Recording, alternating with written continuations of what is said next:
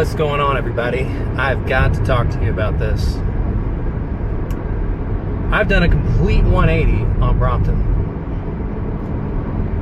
I just ordered, I've had it now a day, just picked it up yesterday. It's called the TERN Node D7i. Very weird name. The name of the company is TERN, T-E-R-N, and they got all these different models. The model that I got is the Node D7i. The last bike video I think I posted was my Brompton P-Line unboxing, which is an extraordinarily expensive bike. It's a $3,100 bike, okay? Over $3,000 bike with only 4 gears. When I bought it, I thought, you know, this is probably the last bike purchase I'm gonna do for a while. I've already got the electric one United City, and now I have the Brompton. That's 2 compact foldable bikes. I'll call it a day, I'll be good. There's a trail here. It's a paved trail called the Silver Comet Trail. It goes on for miles. I actually think it connects different states. And I get on this trail and I noticed something. Everybody was passing me. Okay? Everybody. And like, I was pedaling. It felt like I was just leisurely strolling. And this happened a couple of times. One time I went, I noticed it. I was like, yeah, whatever. They have, in my head, I was like, nah, they purchase speed bikes. You know, that's the difference. So that's how I like mentally accepted it. I went back again, and this old couple, probably in their 60s, maybe 70s, with non-speed bikes, passed me leisurely. Like, they weren't even really trying, and they passed me. And I went, okay, something's gotta, this is weird. And, you know, I was thinking in my head, I'm like, why is this? The main reason's gotta be, it can only be 2 things: tire size and the gear system. And I thought, whatever, I'll let it go. Well, I walked into REI last weekend, and right in front of me in REI was this foldable bike, but it was much bigger than a Brompton. I thought, whoa, what is this? Looked at it, and it was the TERN Node D7i. And kind of picked it up. I was like, oh, it's not that heavy. I folded it. I was like, that's pretty easy to fold. Actually, it's easier than a Brompton. The Brompton, you have to know the technique. You have to first lower this, then you got to undo that, you got to swing that, do this. And like the Brompton, you have to follow the steps. This thing is like, just lower the seat post and then boom, fold it, and then just the handlebars. That's it. So you can actually close this quicker than a Brompton. So we were camping. I walked in this REI during one of our camping trips, actually using the Nemo Aurora High-Rise 6-person tent, which I don't think I've made a video on that yet. And so at the campsite, I started like looking this up. I'm like, okay, this thing has 24-inch tires. It's got this, it's got that. It has an internal gear system. It's got a hub motor light, so you don't have to worry about batteries. It uses the pedaling to power the light. It has a rear rack with straps already attached. And 7 gears, Shimano 7-gear system. And I thought, damn, the only negative that I can think of or find with this is that it's not as compact, and it's 10 pounds heavier, but only 10 pounds. I'm getting all this extra shit for you know, 10 extra pounds. And I'm like, I think it's worth it.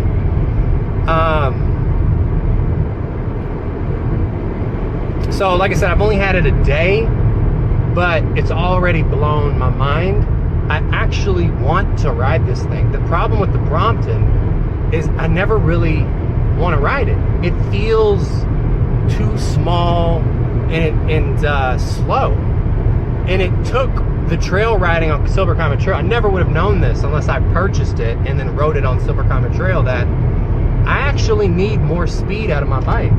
And the irony is the P line, it stands for performance, but it just won't stack up against a 24-inch, you know, wheeled bike with 7 gears. This P line, I think I mentioned this already, is a 4-gear system. So I haven't gone to Silver Comet Trail yet with this new bike.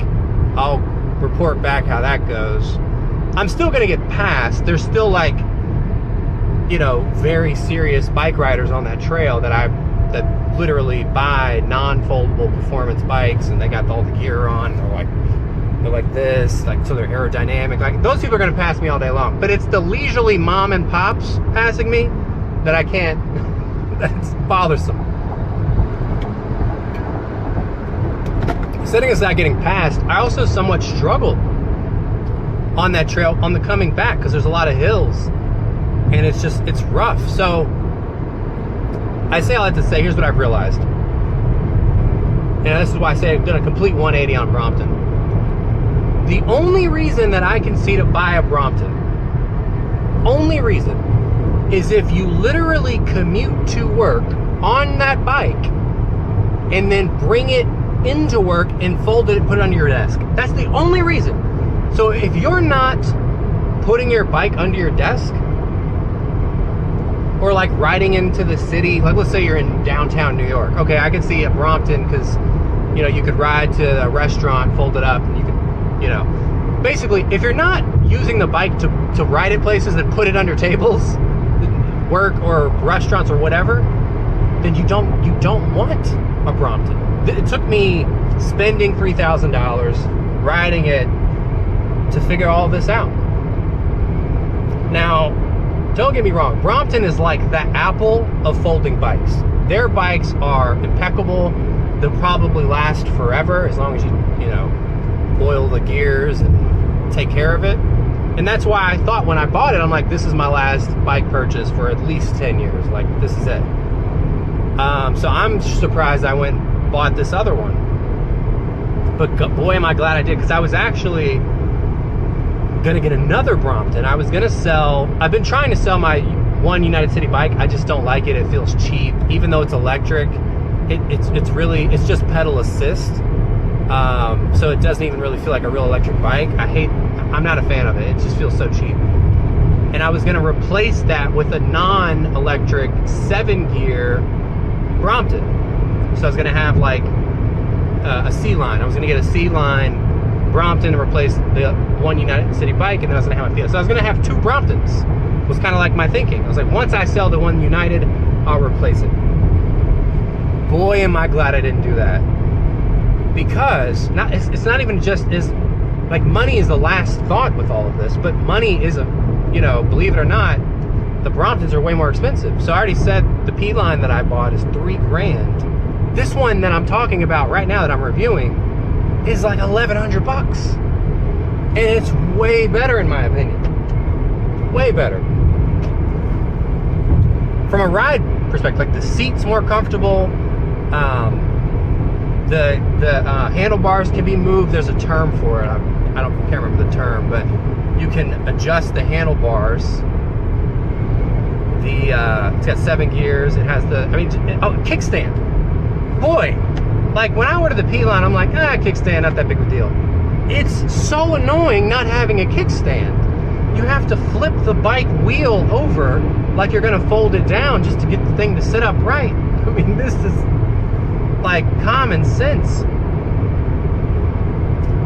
So I'm like, my mind is blown at how much more I like this bike, and it's a third the price.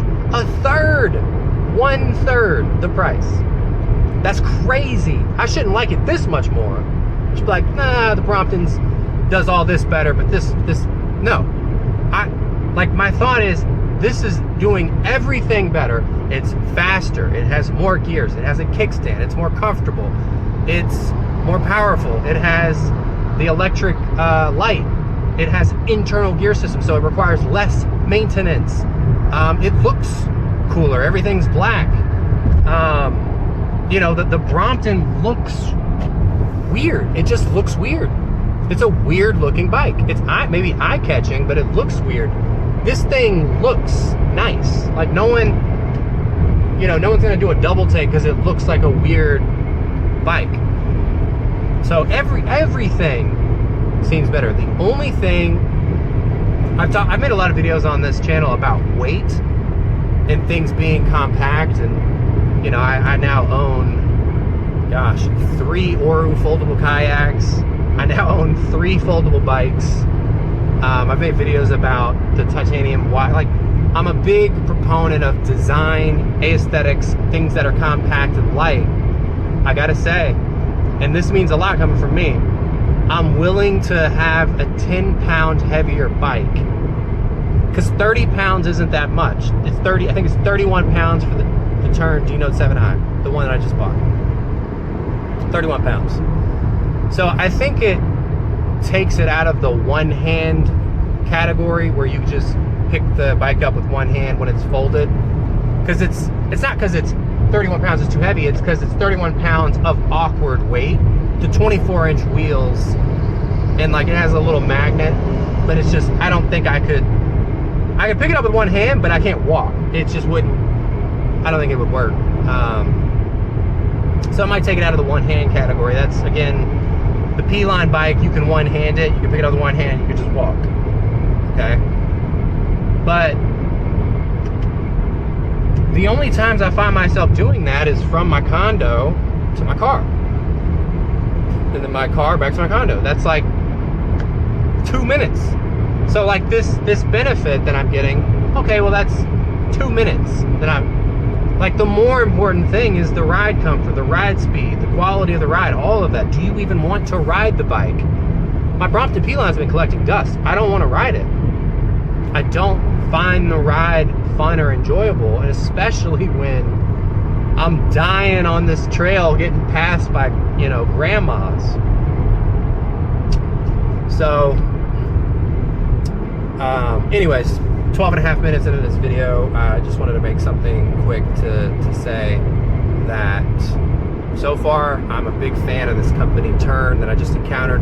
One knock on TERN is that they have too many options, okay? They gotta scale it down. I love the aesthetics of Brompton's website. It was so simplistic. It was, you have the entry line, which I think it was called the A line, the C line, P line. That's really it. And if you really bougie, you can go get the T line titanium. So there's literally just 4 options. And within those 4 options, you can adjust little things here and there, but really it's just, and honestly, I'll cut out the titanium line because most people won't afford that. It's a $5,000 bike. There's really only 3 options. A, C, P. Boom, done. TERN, I was like, it was taxing trying to figure out, I wish there was a button where I just show me your best bikes. But one of the things is one bike isn't a fit for everybody. People want different things. So I watched a couple review videos, and there's this one video that stuck out where this guy was reviewing the TERNs, and he said, honestly, my favorite one is the D7i, the Node D7i, and he gave his reasons, and I thought, you know what, that's good enough for me, I'll give it a shot. So far, I'm thoroughly impressed with it. It's much harder to throw in the back,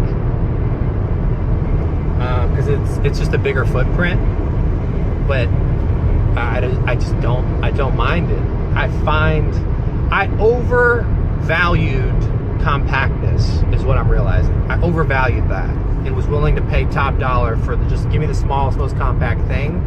And I was completely oblivious to me, and I ignored ride comfort. I guess I had so much faith in Brompton because of everything that I read and it showed me. I was like, oh, this is gonna be great. But no, it's great if you're commuting to work and then you need something to throw under your desk. Sure, it's great. But if you want